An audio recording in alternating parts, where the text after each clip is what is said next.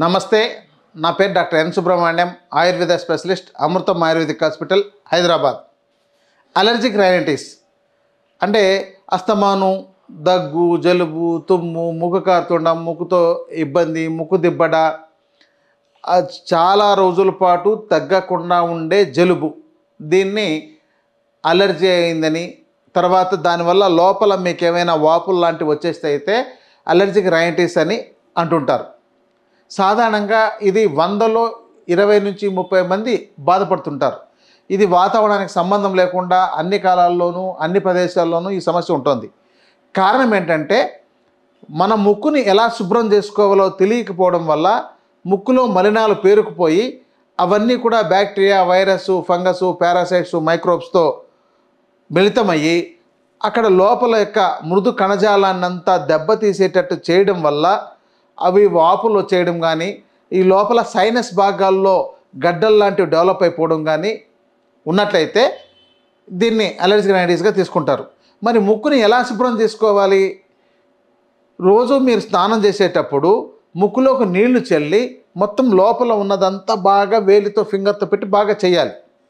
ఇది ఒక పద్ధతి. అయితే చాలామంది నోటిని బ్రష్ చేసి, అంటే బ్రష్ పేస్ట్ పెట్టి బ్రష్ చేస్తారు, నోట్లోకి ఫింగర్ వేసి నాలుకకు లోపలికి వేళ్ళు వేసిందను కక్కడము లాంటివన్నీ అంతా బాగా క్లీన్ చేస్తారు. కానీ ముక్కుని ఎవరు కనీసం వేలు, ఫింగర్ను కూడా లోపలికి పంపించి శుభ్రం చేయరు.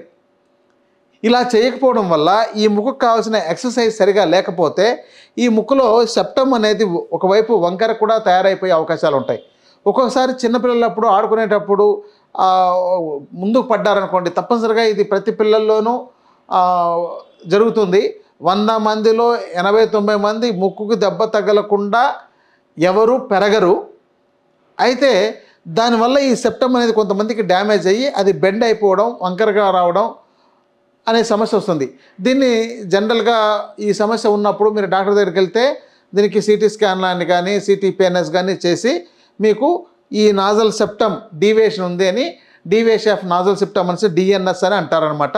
ఈ సమస్య ఉందని తెలియజేస్తారు.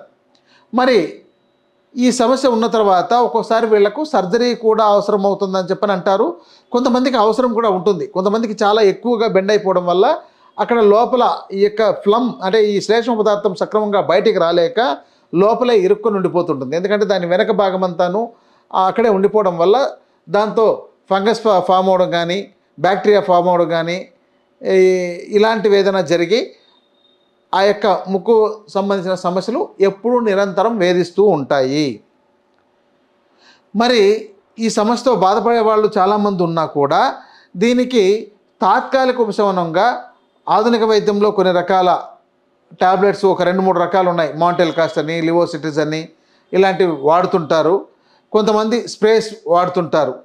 ఇక ఈ యొక్క ముక్కు రంధ్రాలు సన్నబడిపోయి ఆక్సిజన్ సరిపడా అందక ఆ బ్రీతింగ్ సమస్య వస్తున్నట్లయితే వాళ్లకు అస్తమా వచ్చిందని ఈ అస్తమాకు సంబంధించిన టాబ్లెట్లు కూడా వాడుతుంటారు. కానీ చాలామందిలో అస్తమా ఉండదండి. ఈ కేవలం ఈ యొక్క నాజల్ సెప్టమ్ డీవియేషన్ కానీ, లేకపోతే ఈ అలర్జిక్ కానీ వీటితో పాటు ఈ యొక్క మాంసం అనేది లోపల చెడిపోయి అక్కడ పాలిప్స్ లాంటివి డెవలప్ అయి ఉంటాయి. దాన్నే దుర్మాంసము అంటారు. ఇక దానితో పాటు ఇంకొక సమస్య తయారవుతుంది.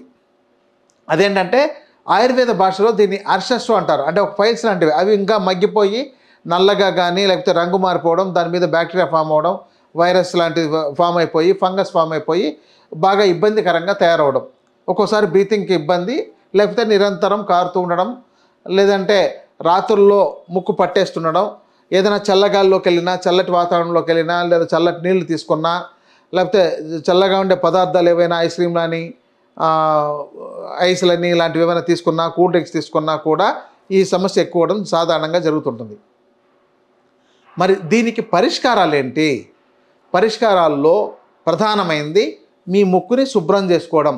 రోజు ముక్కులోకి నీళ్లు బాగా చల్లి స్నానం చేసేటప్పుడు ముక్కు ఈ యొక్క చూపుడు వేలుతో బాగా లోపలికి ఎక్కడి దాకా మీకు ఛాన్స్ ఉంటే అక్కడ దాకా తోస్తూ, అంటే రోజు ఒకే రోజు రావాలని కాకుండా బాగా గట్టిగా చేసి ఆ ఎక్సర్సైజ్ చేయడం, 2 వైపులు చేయడం, బాగా క్లీన్ చేసుకోవడం అనేది ఒక మొదటి పద్ధతి అండి.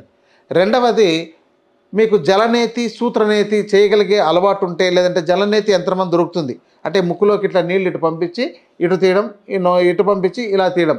ఈ 2 రకాలది. ఇది చాలా సింపుల్ అయింది, ఎవరైనా చేయొచ్చు. కానీ మొదట్లో ఎవరైనా వైద్యుల పర్యవేక్షణలో నేర్చుకొని చేస్తే బాగుంటుంది. మా దగ్గరికి ఎవరికి వచ్చినా కూడా వాళ్ళకి నేర్పిస్తుంటాము. ఇలా ముక్కులోకి ఇలా నీళ్లు పంపించి ఇలా తీసేయడం, మళ్ళీ ఇటువైపు పంపి ఇలా తీయడం. ఇదొక విధానం జలనేతి. దీనికి మరిగించి చల్లార్చిన నీళ్లలో కొద్దిగా ఉప్పేసి దాన్ని వడబోసుకొని ఆ యొక్క నీటితో చేయాలి. ఎందుకంటే సాధారణమైన నీటితో చేసినట్లయితే దాంతో ఉండే బ్యాక్టీరియా కానీ వైరస్ కానీ ఇంకా మనకు వెళ్ళి ఇబ్బంది కలిగించే అవకాశాలు ఉంటాయి. తర్వాత యోగ ప్రక్రియలో సూత్రనేతి అని అంటారు. అంటే ఒక థ్రెడ్ లాంటి దాన్ని లోపలికి ముక్కులోకి పంపించి గొంతులోంచి ఇట్లా బయటకు తీసి ఇలా 2 వైపులు ఇట్లా మన చిలికినట్టు చేయడం. ఇలా చేసే విధానం కూడా ఉందండి.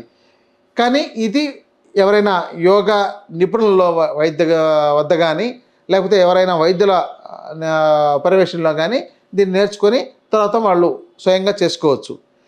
ఇక ఇది కాకుండా ఆయుర్వేదంలో కొన్ని ముక్కు తైలాలు వాడే ఉన్నాయి. షడ్బిందు తైలం అని, అనుతైలం అని, పంచేంద్రియవర్ధన తైలం అని, ఇలా రకరకాల తైలాలు ఉన్నాయి.